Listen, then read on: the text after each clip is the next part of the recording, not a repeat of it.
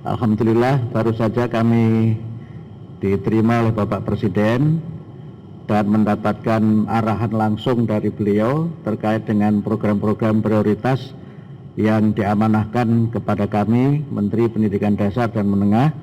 Tadi kami didampingi oleh Bapak Menteri Sekretaris Negara dan Bapak Seskat, dan arahan beliau terkait dengan bagaimana kami dapat terus melanjutkan peningkatan kualitas pendidikan, terutama program prioritas beliau. Yang pertama adalah untuk revitalisasi sekolah. Tadi kami sampaikan kepada beliau bahwa revitalisasi sekolah tahun 2025 telah terlaksana 100% untuk 16.167 satuan pendidikan di seluruh Indonesia. Dan tahun ini kami dengan anggaran yang sudah disetujui DPR 14 triliun itu mengalokasikan untuk 11.744 satuan pendidikan, dan insya Allah akan ada tambahan 60.000 satuan pendidikan, sehingga tahun ini kami akan melakukan revitalisasi untuk 71.744 satuan pendidikan di seluruh Indonesia, semua jenjang mulai dari taman kanak-kanak sampai dengan tingkat SLTA. Kami sampaikan juga bahwa program revitalisasi ini tidak hanya berkaitan dengan peningkatan mutu pendidikan, tapi juga dari penelitian kami juga berdampak terhadap ekonomi. Karena sistemnya swakelola, pembangunannya langsung oleh masing-masing satuan pendidikan, kami memperkirakan akan ada penyerapan tenaga kerja di tingkat daerah, mereka yang mengerjakan revitalisasi ini untuk 71.744 itu sekitar 1,1 juta orang yang akan bisa bekerja dalam rentang waktu antara 3 sampai 8 bulan. Sekarang yang revitalisasi tahun 2026 sudah mulai berjalan, sudah 70% dari alokasi 11.744 itu, dan sudah mulai dikerjakan, bahkan beberapa di bulan Juli dan Agustus sudah bisa selesai dan sudah bisa diresmikan untuk memulai tahun pelajaran tahun 2026-2027. Kemudian pembangunan ini sesuatu yang sangat dirasakan manfaatnya oleh masyarakat karena sekian puluh tahun tidak ada revitalisasi sekolah.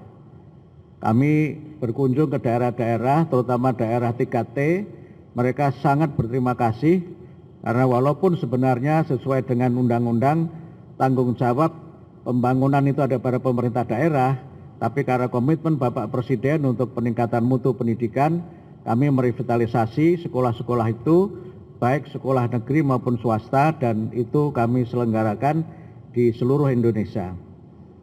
Kemudian yang kedua, kami tadi menyampaikan kepada Bapak Presiden sesuai arahan beliau untuk penyelenggaraan sekolah nasional terintegrasi. Yang ini merupakan sekolah unggul yang tidak berasrama, yang tahun ini direncanakan kita akan bangun 100 sekolah nasional terintegrasi, dan sudah ada usulan-usulan sekolah yang masuk dari 36 yang sudah kami seleksi, dan tahun ini nanti akan kami mulai, insya Allah 5 itu kami buka di balai-balai yang dimiliki oleh Kementerian Pendidikan Dasar dan Menengah, kemudian ada 1 yang di IKN, dan kemudian 9 yang nanti kita bangun baru di daerah yang sudah diseleksi. Pak Mensesnek nanti bisa menyampaikan terkait dengan proses seleksi itu. Kemudian untuk kesejahteraan guru, kami ingin tegaskan sekali lagi bahwa sesuai komitmen Bapak Presiden, tunjangan guru sekali lagi sudah dinaikkan dari yang guru non ASN, tunjangannya dinaikkan dari 1,5 juta menjadi 2 juta, dan kemudian guru ASN tunjangannya sebesar gaji pokok. Yang berbeda juga sebagai terobosan adalah tunjangan dan gaji itu ditransfer langsung ke rekening guru setiap bulan. Nah, ini yang membedakan dengan kebijakan sebelumnya, dan ini menunjukkan komitmen Bapak Presiden untuk bagaimana proses birokrasi yang tidak birokratis dan agar guru dapat mendapatkan manfaat langsung dari transfer tunjangan yang ke rekening guru setiap bulan. Kemudian untuk guru juga kami sampaikan bahwa tahun 2025 kami mengalokasikan beasiswa untuk 12.500 guru yang belum D4 atau S1 dengan beasiswa 3 juta per semester. Program ini sudah berjalan dengan sistem RPL, sudah masuk semester kedua, dan insya Allah sebagian akan bisa diwisuda pada tahun ini. Kami rencanakan kalau nanti sudah selesai semua yang 12.500, kami harapkan nanti kami mohon tadi kepada Bapak Presiden untuk dapat mewisuda 12.500 guru yang mendapatkan beasiswa S1 dengan sistem RPL. Nah, tahun ini kami mengalokasikan beasiswa untuk guru yang belum D4 atau S1 sebanyak 150.000 guru dengan nominal beasiswa sama dengan yang tahun 2025, 3 juta per semester. Dan sekarang masih proses pendaftaran karena kami masih terus menunggu para guru untuk dapat mengikuti program ini. Itu yang berkaitan dengan kesejahteraan guru dan peningkatan kualitas guru. Kemudian terkait dengan MBG, kami tegaskan bahwa MBG ini merupakan bagian dari program kami, yaitu 7 kebiasaan Indonesia Hebat.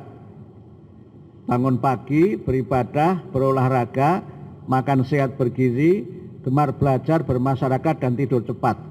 Jadi kami menjadikan MBG sebagai bagian dari penguatan pendidikan karakter. Sudah kami